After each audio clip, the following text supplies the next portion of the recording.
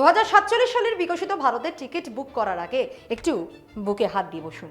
গত 4399 দিনে আপনার অজান্তেই আপনার কাঁধে চেপে গেছে ওয়ার্ল্ড ব্যাংক আর IMF এর প্রায় 200 লক্ষ কোটি টাকার ঋণের পাহাড়। অথচ আপনাকে বলা হলো দেশ নাকি বিশ্বগুরু হয়ে গেছে। একদিকে 40 লক্ষ কোটির মুদ্রা যোজনা আর 12 লাখই কর ছাড়ের রাজকীয় ঢাক পেটানো, আর অন্যদিকে গরিবের হেসেলের গ্যাসের ভর্তুকি ছেটে ফেলা। এই দুই কেরামতি কি একসঙ্গে চলতে পারে? খাতা কলমের এই বিরাট মায়াজাল আসলে কার স্বার্থে? দেশের প্রান্তিক মানুষকে স্বাবলম্বী করা হলো নাকি 200 লক্ষ কোটির ঋণের ফাঁদে দাঁড় করিয়ে রেখে স্রেফ কর্পোরেট বন্ধুদের আখের গোছানো হলো?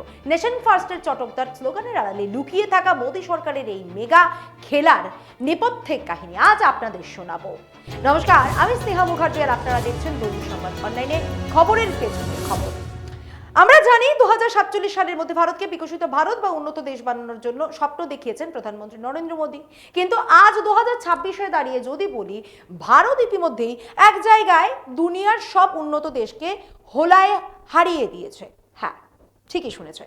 গত 12 বছরের দিন হিসেব করলে ঠিক 4399 দিনে ভারত ওয়ার্ল্ড ব্যাংক আর IMF থেকে কত টাকা ঋণ নিয়েছে জানেন? প্রায় 200 লক্ষ কোটি টাকা। উন্নত দেশগুলো যা করতে পারেনি, ভারত তা করে দেখিয়েছে। আপনি বলতেই পারেন ঋণ তো সব দেশই নেয়, আমেরিকাও তো ঋণে ডুবে আছে। তফাৎটা এখানে মোদি জামানার এই 4399 দিনে একদিকে যখন ঋণের বোঝা পাহাড়ের আকার নিয়েছে, ঠিক তখনই অন্য হাত দিয়ে প্রায় 200 লক্ষ কোটি টাকা দেশের আমজনতার কাছে নানা রকম লাভার্থী যোজনার নামে বিলিয়ে দেওয়া হয়েছে। শুনতে খুব ভালো লাগছে, তাই না?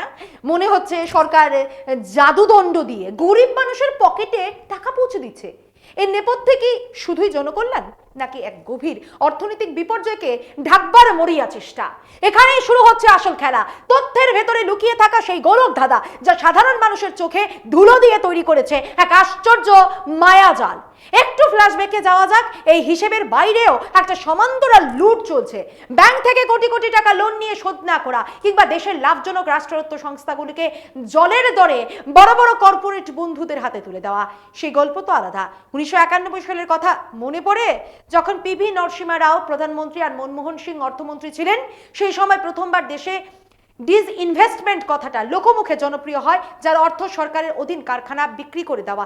প্ল্যানিং কমিশনে তখন প্রণব মুখোপাধ্যায়। সেই সময় একটা সরকারি রিপোর্টে স্পষ্ট লেখা হয়েছিল, ভারতের এই রাষ্ট্রায়ত্ত সংস্থাগুলোর মোট সম্পদ দেশে টাটা বিড়লাদের সমস্ত সম্পত্তির চেয়েও অনেক বেশি। কারণ এগুলো তৈরি হয়েছিল এই দেশের মানুষের রক্ত জল করা ট্যাক্সের টাকায়। নেহেরু জামানা থেকে এগুলোকে আগলে রাখা হয়েছিল এই কারণে যে এরা ব্যবসা করে শুধু মুনাফা লুটবে না, দেশের গরিব মানুষকে কম খরচে শিক্ষা, সস্তায় চিকিৎসা আর সস্তায় আনাজ যোগাবে। কিন্তু আজ 2026 সালে দাঁড়িয়ে ছবিটা ঠিক কি? একজন নির্বাচিত প্রধানমন্ত্রী হিসেবে নরেন্দ্র মোদীর কার্যকাল এখন দীর্ঘতম, অথচ ঠিক এই সময়ে দাঁড়িয়ে আছে এক অদ্ভুত বৈপরীত্য। একদিকে দেদার ঋণ, অন্যদিকে ক্ষয়রাতি, আর মাঝখান থেকে উধাও হয়ে যাচ্ছে দেশের আসল সম্পদ। জনগণকে কি সত্যি স্বাবলম্বী করা হলো, নাকি 200 লক্ষ কোটি টাকার এক বিশাল ঋণের ফাঁদে দাঁড় করিয়ে রেখে শুধু ভোটের অঙ্ক মেলানো হলো? গতকাল 10ই জুন নির্বাচিত প্রধানমন্ত্রী হিসেবে জওহরলাল নেহেরু 1952 থেকে 1964 সালের সেই দীর্ঘতম মেয়াদের রেকর্ড ভেঙে দিলেন নরেন্দ্র মোদী। নেহেরুর নির্বাচিত প্রধানমন্ত্রী হিসেবে ধারাবাহিক মেয়াদ ছিল 4398 দিন, আর 10 জুন 2026-এ মোদী 4399 দিন পার করলেন। সেলিব্রেশন চলছে, সেলিব্রেশন তো হওয়ারই কথা, কিন্তু এই উদযাপনের আড়ালে যে অর্থনৈতিক গোলকধাঁধা তৈরি হয়েছে, আপনাদের বরং সেই আঙিনাটায় নিয়ে যাই। শুরুতেই আপনাদের বুকে হাত দিয়ে বসতে বলেছিলাম, কারণ সরকারের নিজস্ব নথিপত্রই তো বলছে এই দেশে বিভিন্ন লাভার্থী যোজনার সুবিধাভোগীর সংখ্যা যোগ করলে তা ভারতের মোট জনসংখ্যাকেও ছাড়িয়ে যায়। কিভাবে? হিসেবটা শুনুন। শুরু করা যাক মুদ্রা যোজনা দিয়ে।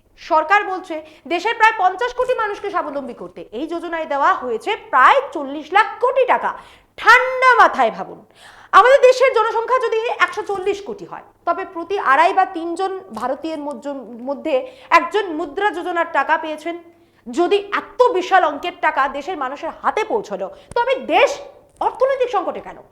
কেন চারদিকে কর্মসংস্থান নিয়ে এত হাহাকার? এই টাকাটাই তো মাল্টিপ্লায়ার এফেক্টে একটা পৃথক অর্থনীতি হয়ে দাঁড়াবার কথা ছিল। 40 লক্ষ কোটি টাকা পাওয়ার পর তো ভারতের ঘরে ঘরে উৎপাদন শুরু হওয়ার কথা ছিল। তাহলে ভারত স্বাবলম্বী হলো না কেন? কেন আজও কাঁচামালের জন্য আমাদের চীনের কাছে হতে দিতে হচ্ছে?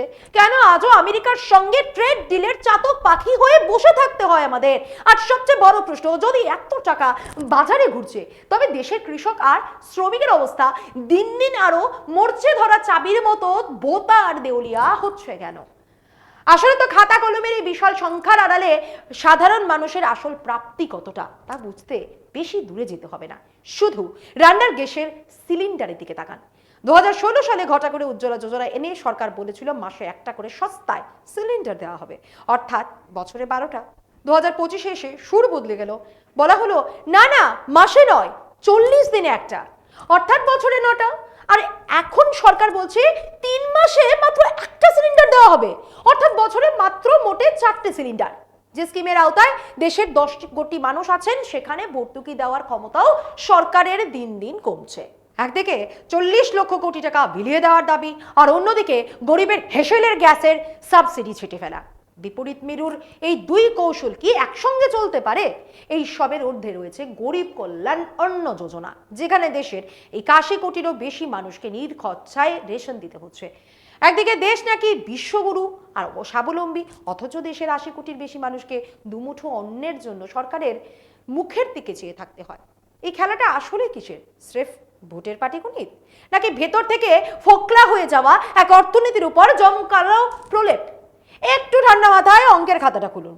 সরকার বলছে দেশের 81 কোটির বেশি মানুষকে নিখরচায় রেশন দেওয়া হচ্ছে, তাহলে ধরে নিতে হবে যারা রেশন পাচ্ছেন তারা বোধহয় মুদ্রা যোজনার টাকা পাননি, তারা বোধহয় সরকারি বাড়ি পাননি, উজ্জ্বলা যোজনার সিলিন্ডার পাননি, তারা বোধহয় কিষাণ সম্মান নিধির টাকা পাওয়া চাষিও নন। এই গোলক ধাঁধায় একদিকে আছে 32 কোটির বেশি জনধন অ্যাকাউন্ট, অন্যদিকে 3 কোটির বেশি লক্ষপতি দিদি। এই সব সংখ্যাটা একসঙ্গে যোগ করার দায়িত্বটা আমিও অবশ্য আপনাদের হাতেই ছাড়লাম। এবার খরচের আসল খতিয়ানটা দেখি। শুরুতে বলেছিলাম 50 কোটি মানুষকে মুদ্রা যোজনায় দেওয়া হয়েছে 40 লাখ কোটি টাকা। এবার যোগ করুন 81 কোটির বেশি মানুষকে প্রতি বছর 5 কেজি করে যে মুফতের রেশন দেওয়া হচ্ছে, তাতে এ যাবৎ খরচ হয়েছে 11 লক্ষ কোটি টাকারও বেশি। তাহলে 40 লাখ আর 11 লাখ হিসেব করলে এখনই হয়ে গেল 51 লাখ কোটি টাকা। খেলা কিন্তু এখানেই শেষ নয়। সরকার তাও বলছে দেশে নাকি 4 কোটি 25 লক্ষ বাড়ি তৈরি হয়ে গেছে, যদিও সরকারেরই আবাস যোজনার ভেতরের খতিয়ান বলছে আসলে তৈরি হয়েছে মাত্র 1 কোটি 70 লাখের মতো বাড়ি, আর তার সব কটা বিলিও করা হয়নি। তবে আজ আমরা এই স্ববিরোধী তথ্য নিয়ে ঝগড়া করব না, আজ আমরা দেখব শুধু টাকার আর মানুষের সংখ্যার খেলাটা। এই তালিকায় 10 কোটি মানুষের উজ্জ্বলা যোজনাকেও জুড়ে দিন। এখানেও ভারত সরকারের খরচ প্রায় 8 লক্ষ কোটি টাকা ছাড়িয়ে গেছে। এবার আসুন শৌচাগারের হিসেবে। সরকার দাবি করছে দেশে 12 কোটির বেশি ঘরে শৌচালয় বানিয়ে দেওয়া হয়েছে, অথচ বাড়ি বানানো হয়েছে 4 কোটি। তার মানে কি এই দাঁড়ায় যে 8 কোটির বেশি টয়লেট এমন সব বাড়িতে বানানো হয়েছে যা আগে থেকেই ছিল, আর যে 4 কোটি বাড়ি সরকার বানিয়েছে সেগুলিতে টয়লেট জুড়ে দেওয়া হয়েছে। হিসেবের কি চমৎকার মেলবন্ধন, তাই না? যুব সমাজের কথা বলছিলাম না, মুদ্রা যোজনার বাইরেও সরকার দাবি করছে দেশের 2 কোটি যুবককে নাকি স্কিল ট্রেনিং দেওয়া হয়েছে। কর্পোরেটদের সঙ্গে হাত মিলিয়ে এই ট্রেনিং এর পেছনে খরচ দেখানো হয়েছে 2 লক্ষ কোটি টাকারও বেশি। আর স্টার্টআপ বলা হচ্ছে দেশে নাকি 2 থেকে 2.5 লাখ স্টার্টআপ তৈরি হয়ে গেছে। যুব সমাজ যাতে নতুন কিছু করতে পারে তার জন্য দেশ জুড়ে অটল টিঙ্কারিং ল্যাব বানিয়ে নাকি উদ্ভাবনের বন্যা বইয়ে দেওয়া হচ্ছে। কিন্তু প্রশ্ন হলো, এত কোটি কোটি সুবিধাভোগী, এত লাখ লাখ কোটি টাকার খরচ, এত ট্রেনিং আর এত ল্যাবের পর দেশের যুব সমাজ আজ বেকারত্বের লাইনে দাঁড়িয়ে কেন?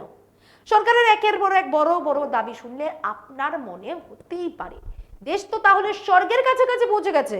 তাহলে তো কেন আমরা চীনের কাঁচামালের উপর নির্ভরশীল? কেন আমেরিকার সঙ্গে ডিল করার জন্য এত ছটফটানি? কেন দুনিয়ার 22টি দেশের সঙ্গে তড়িঘড়ি ফ্রি ট্রেড চুক্তি করতে হলো? কেন তেলের জন্য আজও উপসাগরীয় দেশগুলোর দিকে চাতকের মতো চেয়ে থাকতে হয়?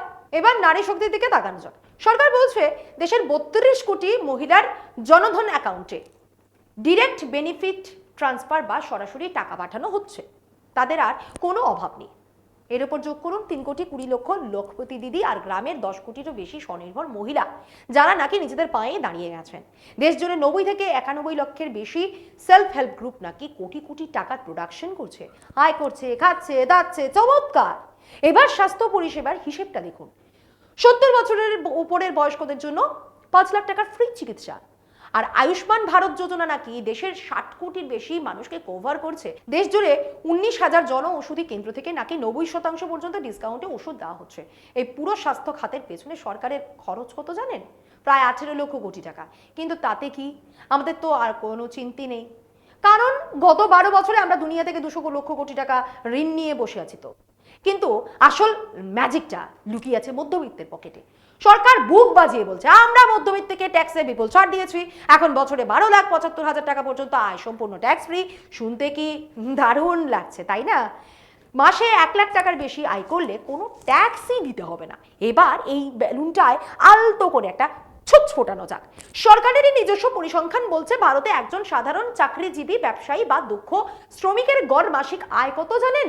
মাত্র 12,000 থেকে 22,000 টাকা। অর্থাৎ দেশের সিংহভাগ মানুষের সর্বোচ্চ বার্ষিক আয় কোনো মতেই 2.5 থেকে 3 লাখ পার করতে পারছে না। খেলাটা বুঝলেন? দেশের আমজনতার যেখানে বছরে 3 লাখ টাকায় আয় নেই, সেখানে সরকার 12,75,000 টাকার কর ছাড়ের ঢাক পেটাচ্ছে কার জন্য? কার চোখে ধুলো দিতে এই রাজকীয় আয়োজন?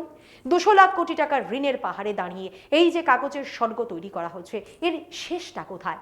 চাইলে সরকার এই দেশের মানুষের আয় বাড়াতে পারত, কর্মসংস্থানের নতুন নতুন উৎস তৈরি করতে পারত, কিন্তু সরকার তা করলো না। সরকার তার নিজের চেনা ছকেই হেঁটেছে। বলা হচ্ছে গত 12 বছরে দেশে নাকি অভূতপূর্ব হাসপাতাল আর বিশ্ববিদ্যালয় খোলা হয়েছে, ডাক্তারি পড়ার সিট বেড়েছে প্রায় 191%। কিন্তু খবরদার, এর ভেতরে ঢুকে আবার প্রশ্ন করতে যাবেন না যে তাহলে নিটের মতো পরীক্ষার প্রশ্নপত্র বারবার ফাঁস হয়ে যায় কেন?